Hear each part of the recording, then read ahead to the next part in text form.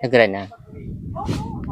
Mga kumari kong kinikreate ko, nakikita ninyo ang sitwasyon ng kanilang tahanan ay talagang pinagtagpi-tagping mga trapal, banig, tela, mga kumari ko, talagang grabe ang kanilang pinagdadaanan sa kanilang tahanan, mga kumari kong kirit-kirit. Dito po sa kanang bahagi, ay dito po sa bahaging side nito, mga kumari kong kirit-kirit, makikita ninyo ay butas-butas na rin po ang trapal ng mga batang nakatira na magkapatid dito, mga kumari kong kirit-kirit, di ba?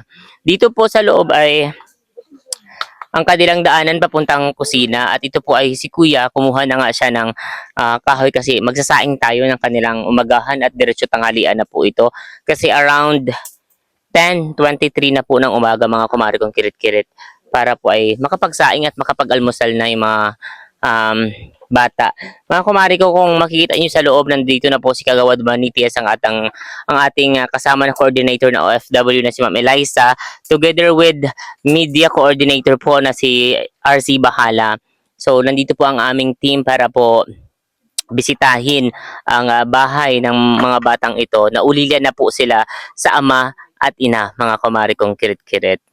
So ayun po, antabayanan niyo po ang mga susunod pa po nating ang mangyayari dito sa bahay na magkapatid na to, mga kumari kong kirit-kirit, dahil first time ko po talagang makarating at makapunta sa ganitong sitwasyon ng mga kabataan.